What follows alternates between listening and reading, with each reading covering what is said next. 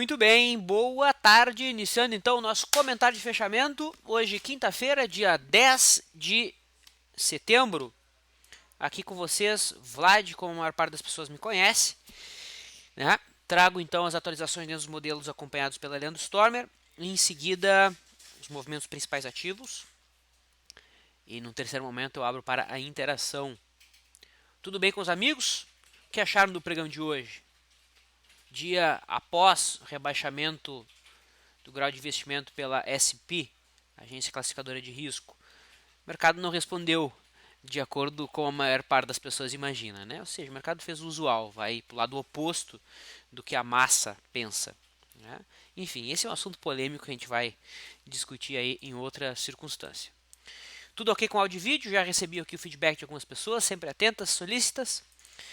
Trago então um papel que se enquadra dentro da metodologia Leandro de retorno à média, né?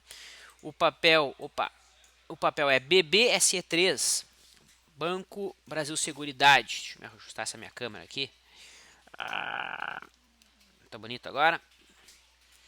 Não, tá pior ainda. Deixa eu ajustar essa minha câmera. Eu gosto que ela fique de baixo aqui, mas essa minha caixinha tá meio bizarra.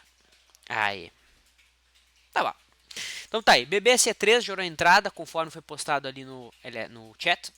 A entrada aconteceu a 25,47 por este candle branco, que acontece fora das bandas de Bollinger integralmente, com uma distância das médias, da média móvel 21 de 12%, né? Tá ali no limite em relação ao índice de afastamento pela média da volatilidade.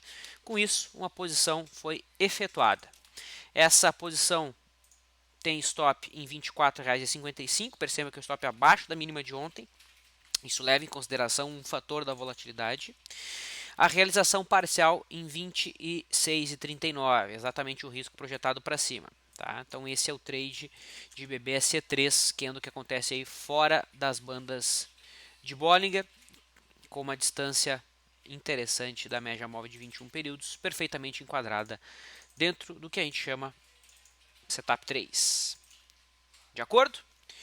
Então tá aí BBSE3, que inclusive toca uma zona de suporte de longo prazo, né? Topo aqui do ano de 2013. Subo, corrobora e dá mais confiança para a operação. Além desse trade, na realidade essa é a nova posição do dia. A gente teve uma atualização no começo do dia em relação a Marfrig, que acabou voltando e ficando bonita, né? Mas paciência, a gente tem que seguir o plano, não ficar mudando de opinião aos desejos dos ventos. Com isso, a posição que ontem foi ajustado o stop abaixo da mínima do pregão, né? A gente acabou sendo stopado na abertura, levando em consideração então uma estratégia previamente definida. Tínhamos uma compra no dia 26, uma outra compra no dia 28, né? Principalmente a segunda compra que teve um prejuízo mínimo, pelo menos em relação à volatilidade, até porque o stop original estava em 5,75, então esse trade acabou na média aqui gerando um loss de primeira entrada, aqui seria o preço médio, então prejuízo de 5%, sendo que o risco inicial era de 12%. Né?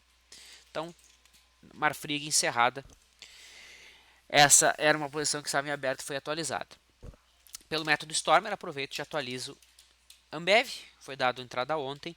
Essa entrada tem agora saída na máxima de ontem, né?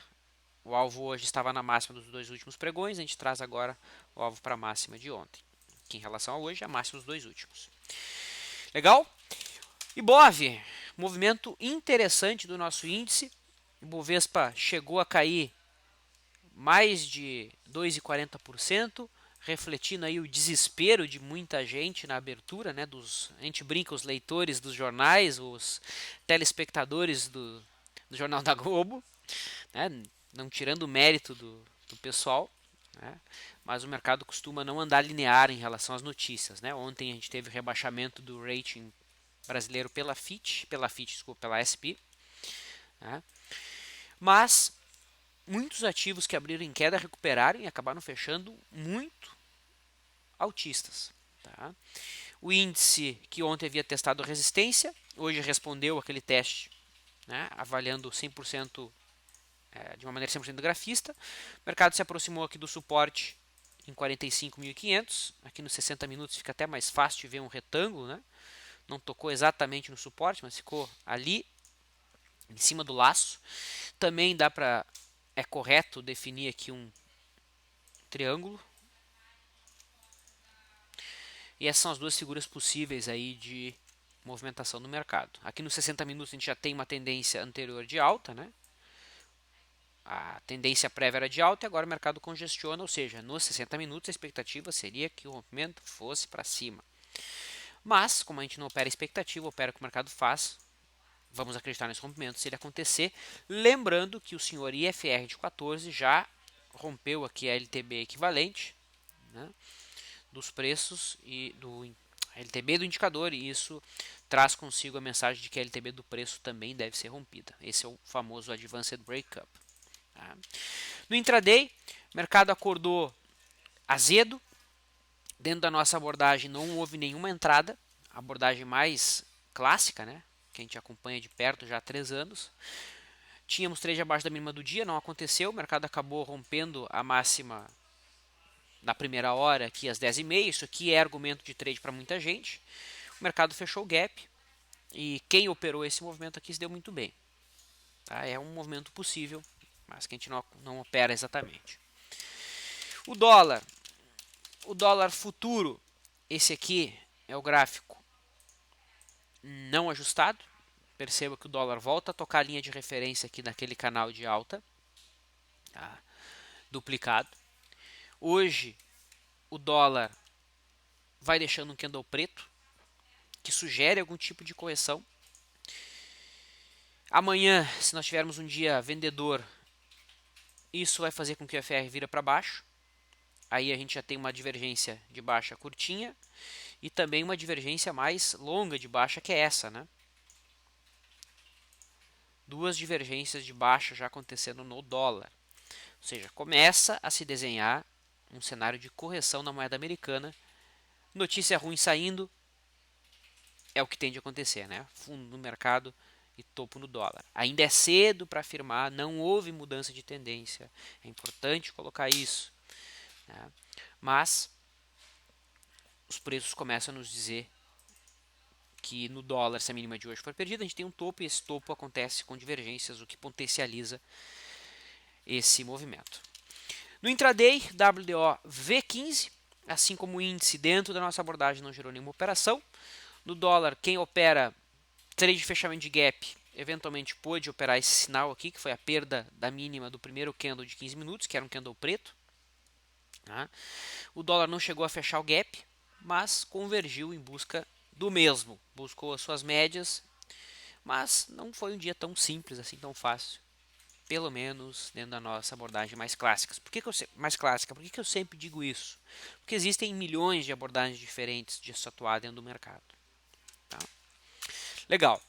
O juro, assim como o dólar, abriu em alta e devolveu boa parte desse movimento. Né? O juro ainda fechou em alta.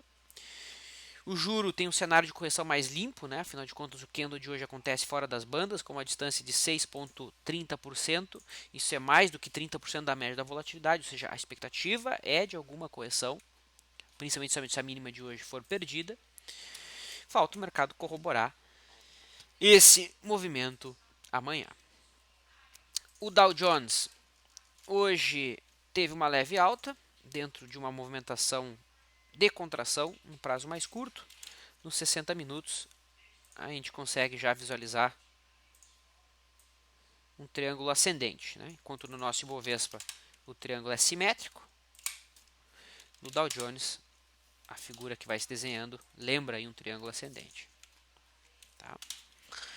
Commodities, então hoje avalio o gráfico já do CCMX15, que hoje teve uma forte alta, dia de rolagem dos mercados, né? O CCMX subindo 3%, enquanto o contrato U, que vence em breve, praticamente nem se movimentou, né? Ficou estável. Eu ainda tenho posição no U, vou dormir com o U. Poderia ter rolado hoje para o X, né? Tínhamos um Dave Landry sendo acionado, não fiz isso. Vou esperar o próximo sinal de entrada para montar a posição aqui no X, que vence em outubro, que é o próximo contrato mais líquido. Milho, que vai fazendo aí um forte movimento de alta nas últimas semanas. Tá? Eu praticamente tinha posição aqui no contrato U e a posição vai sendo fechada em torno de R$ 1,80 de ganho. Tá? O boi, que ontem deu uma mexida, né? Eu tinha posição aberta aqui no dia 9, desculpa, no dia 1º. Ontem a média virou para baixo. Eu saí aqui com o lucrinho que deu para comprar um chocolate. Hoje a média vira para cima, o que eu faço? Entrei de novo. Eu sigo a virada da média, ponto final. A expectativa ainda é positiva, tá? É positiva, afinal de contas o rompimento de ombro cabeça a ombro ainda permanece válido. O café seguiu em queda, conforme a expectativa previamente desenhada e prescrita aqui no dia 2. Basicamente era isso, dos mercados mais líquidos. Trago agora os principais ativos e seus movimentos.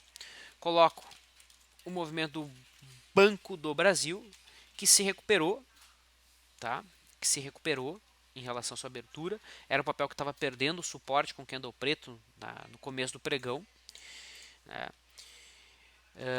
Perde o mesmo suporte, mas com candle comprador. Então isso tira a confiança aqui na perda de suporte dos R$ 17,15. Os bancos como um todo se movimentaram bem hoje. Tá? Itaú acabou fechando com queda de 2%, embora abriu com uma queda de quase 4%. YouTube 3, mesmo cenário. BBDC4 também se recuperou em relação à abertura. Aí BBSE, que inclusive não gerou operação. BVMF fechou positiva, abriu com uma queda de mais de 4%, fechou com alta de 1,60%. Mas sem dúvida quem chamou a atenção mesmo foi o setor de siderurgia e Vale do Rio Doce. Coloco a própria Vale aqui, Vale 3, né, que vai estopando quem vendeu ontem, quem abriu posição short no dia de ontem. Tá? Candle muito forte, a Vale abriu com queda e vai fechando com alta de 4,6%. A Vale 5 tem o mesmo movimento, estopando quem vendeu ontem. Não é sinal de compra, afinal de contas o mercado está esbarrando aqui numa resistência. Tá? A Abrap, que possui alguma correlação com a Vale, né? Afinal de contas é controladora, também vai testando a resistência, teve o mesmo candle. Das siderurgias em si, Uzi Minas, alta de 12%, sendo que ela abriu com 7% de queda. Ou seja, só o candle de hoje na Uzi Minas tem 20% de amplitude. Né? E a Uzi Minas vai configurando aí um sinal de reversão muito forte em gráficos de prazo maior. Ainda é cedo, né, para observar gráfico mensal da vida, mas olha aí, o mercado já está querendo engolfar o candle do mês passado e no mensal há uma senhora divergência traçada. Então é aquela velha história, né? O mercado sendo invadido aí por notícias bastante negativas e os preços dando sinal de compra, ninguém acreditando nesses sinais. É assim que as reversões acontecem, sem ninguém perceber. Tá? CSNA3 rompeu aqui a zona de resistência, não cumpriu aqui a simetria que a gente estava esperando, né? Ó, a simetria esperada o mercado não fez, muito pelo contrário, rompeu resistência, não tem resistência relevante aqui no lado esquerdo. Não me espanta o mercado subir como quem não quer nada em linha reta até a faixa dos 9,50, por incrível que pareça é só lá que tem resistência de verdade, 9,18, é onde está a LTB de longo prazo. Gerdau faz o mesmo movimento, não cumpriu a simetria igualmente. Goal, mesma coisa. Tá? CCRO3 é um papel que estava deixando um candle comprador fora da banda de Bollinger, mas acabou deixando uma sombra desconfortável, mas sinaliza alguma recuperação. Natura também tem o mesmo sinal, depois de 4 dias de queda, sugere algum tipo de recuperação, candle fora da banda, a distância não é tamanha que se enquadre do nosso modelo. PEMAN, gostei desse gráfico, papel tocando uma zona de suporte, que é nada mais nada menos que a zona de suporte dado pela mínima do ano passado, mínima do ano de 2012. Tá? E olha só, logo abaixo a gente tem a mínima do ano de 2009 também. Tá? Então é um mega suporte que o PEMAN está tocando. TOTS vai... No momento que eu olhei esse gráfico aqui, o papel estava perdendo o suporte, se recuperou então aí no fechamento. Pode ser um fundo reflexo para amanhã na superação da máxima de hoje. Acredito que o Biz vai comentar isso aqui no farol. E não posso esquecer da senhora Petrobras, que fechou em queda aí de 5%, né? Não se afastou muito em relação à abertura. A Petro 3 mais forte que ela. Tá? Maravilha. Antes de eu iniciar a interação, várias questões interessantes já aparecem aí no nosso chat. Eu preciso informar os senhores de um evento que vai acontecer com muita alegria. A gente anuncia essa palestra. Esse evento que vai acontecer, deixa eu só encontrar aqui.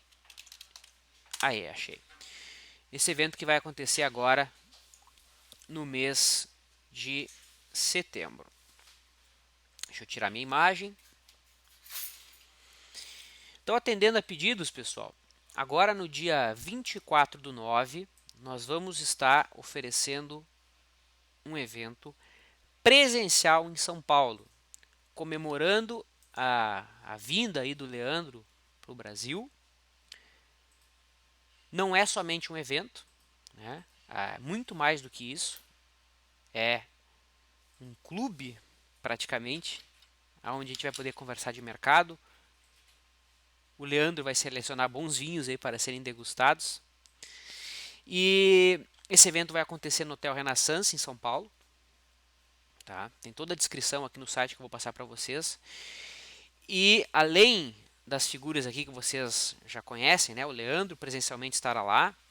O Stormer, obviamente. O Bizzy. Eu. E aqui a grande surpresa. Com muita alegria a gente vai receber o Rodrigo Constantino, né, colunista da Veja, tá, economista, que vai conversar sobre política, né, conduzir aí o assunto que o Leandro tem batido também nessa tecla bastante na sua rede social. Né. Então é um evento muito diferenciado, tá, para um público seleto, serão poucas vagas. Um minutinho. Serão poucas vagas. Tá? Aqui está descrito todos os assuntos que serão tratados. Ok? Leandro primeiro, depois o Stormer, depois eu abordo, controle de risco. O Bizzy vai falar de day trade. E no painel Rodrigo Constantino, o Stormer e o Leandro vão conversar sobre o cenário político. E em seguida, conversa aí entre nós. O Stormer quer dar uma palavrinha com vocês. Eu vou passar aqui o microfone para ele. Só um minutinho. Pessoal, como vocês estão vendo ali, vai ser realmente uma oportunidade muito interessante da gente estar conversando e debatendo com o Rodrigo Constantino quais são as perspectivas a partir da economia, a partir da política e como isso vai estar influenciando no cenário econômico brasileiro, não só no segundo semestre de 2015, mas também ao longo do ano inteiro que vem. Eu também pretendo falar não apenas de FR2, como vocês viram ali, mas eu também vou falar especificamente de automação. Tá? É um tema que cada vez mais eu tenho me aprofundado, é um tema que cada vez mais tem sido interessante para mim, tem produzido resultados muito bons. Então realmente eu vou abordar a minha parte vai ser mais até focada em automação de estratégias do que qualquer outra coisa. Eu espero vê-los todos vocês lá em São Paulo presencialmente, poder dar um grande abraço para todos vocês e tomar um vinho bem interessante. Um abraço a todos. Boa. Então, pessoal, leio com atenção aqui as informações no site, né? Tem a princípio parece ser um valor alto, mas não é, acredite. Né? O indivíduo que participar conosco desse evento, que vai ser muito legal, tenho certeza, ainda vai receber um voucher de R$ 2.500 para utilizar na nossa loja. Tá? Então, relembro, são pouquíssimas vagas, tá, que estão à disposição. Eu coloquei o site no chat e ali as informações podem ser buscadas. Legal? Maravilha! Então tá aí. Só um momentinho. Só um segundo.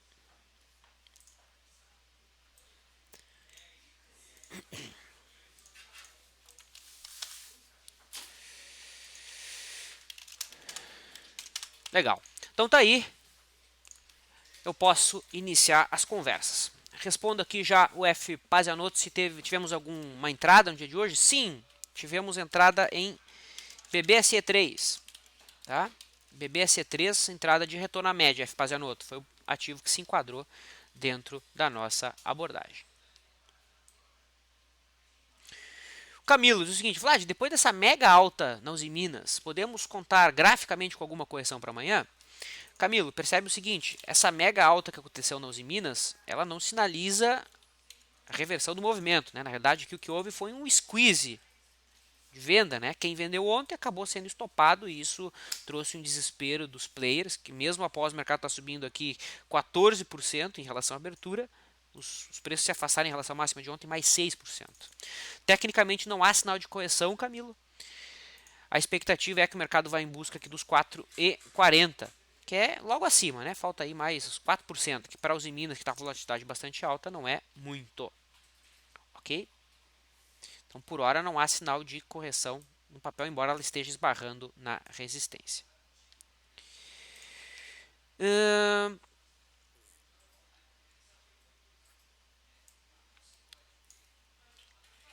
Seguindo.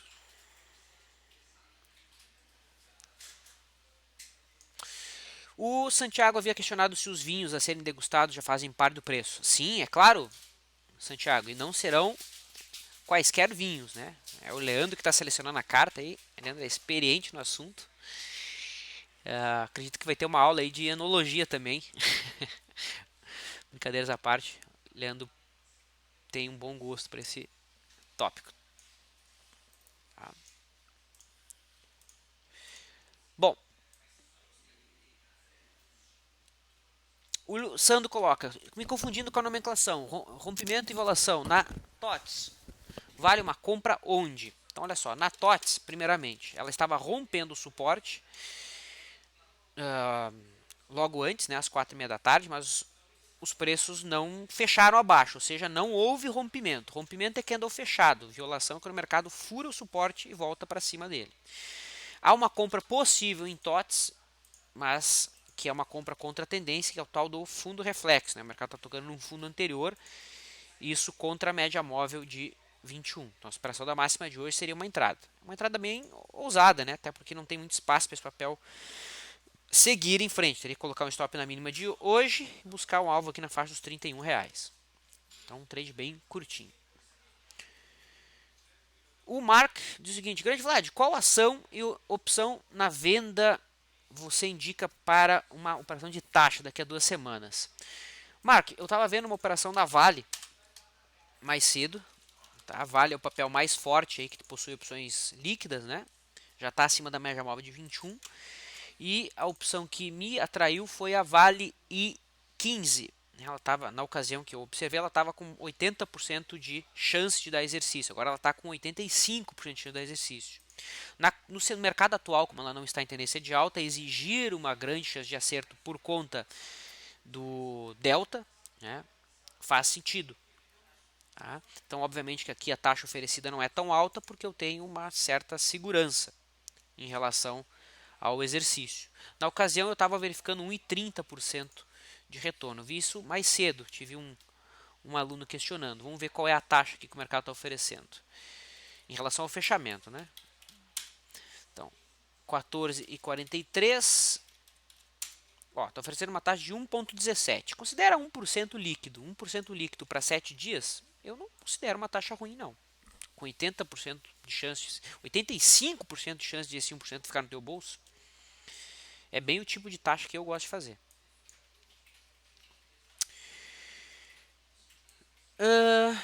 Vamos lá.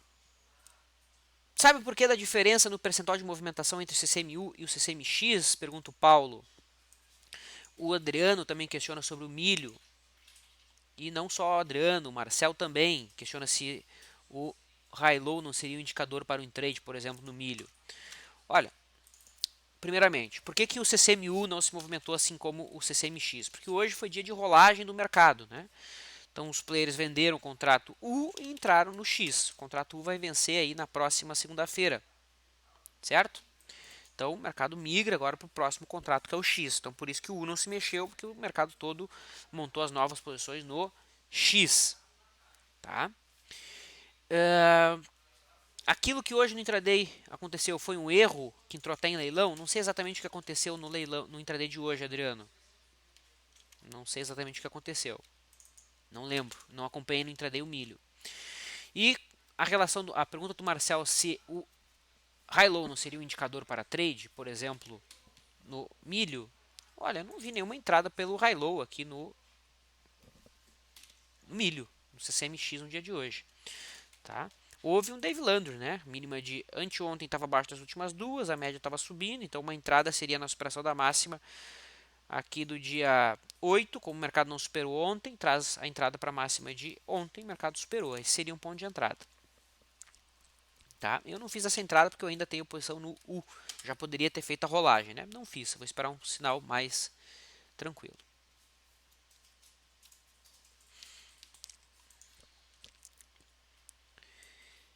Vamos lá.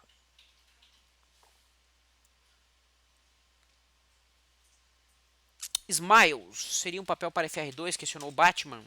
A princípio, sim, né? Vamos ver. Smiles está na lista, o FR2 está no chinelo, né?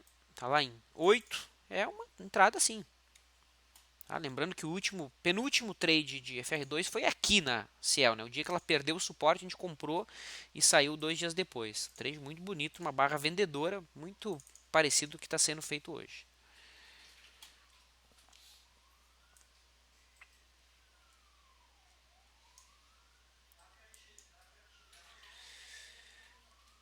O Júlio aqui parabenizou sobre a realização do evento, com certeza será um sucesso. Eu estou bastante ansioso, Júlio, né? Principalmente para conhecer o pessoal, a gente conversa pela internet, esse vínculo mais próximo que a gente tinha com os alunos, ele se desfez, né, por conta da modernidade. Hoje as coisas acontecem de uma maneira muito mais fácil pela internet, e isso faz com que eventos presenciais se tornem mais difíceis de serem feitos, né? Lembro que em São Paulo mesmo, o próprio pessoal de São Paulo preferia ver em casa o curso do que ir até nosso escritório. Tá? Então, estou bem ansioso para conhecer o pessoal, trocar ideia. É isso que o pessoal que estiver lá presente vai levar, né? Sem falar dos assuntos que serão tratados, que serão de interesse de todos.